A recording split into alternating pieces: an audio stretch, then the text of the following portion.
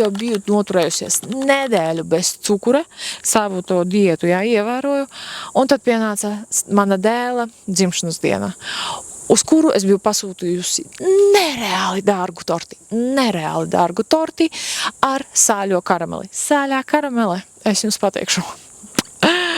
Tas ir labāk, labākas lietas pasaulē, ķipa dzīvē vispār nav kā tāda, vispār nav labākas par sāļo karameli nekā, vispār. Mana kāzu diena stāv pīpē maliņā, tāpēc, ka sāļā karamele ir tik labai, un ja man vajadzētu izvēlēties kāzu dienu vai sāļo karameli, jūs sapratat.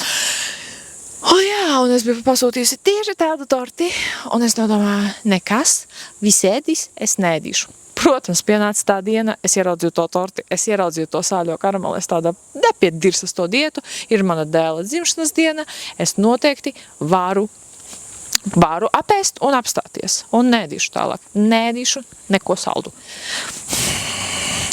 Vai es apstājos? Nē, es apēdu to visu torti, kas bija palikusi aiz abiem vaigiem liku, viss bija chill. Nākamajā dienā končas ēdu, pēc tam vēl kaut ko. Ar mani ir tā, ar mani un diētām ir tā.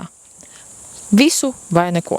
Tāpēc, ka savādāk es neprotu. Man jau daudz gadiņu, es jau zinu, es jau nemainīšos. Un, ja šitāda lieta ir, tāda arī lieta paliks. Nekas nemainīsies, saprotat?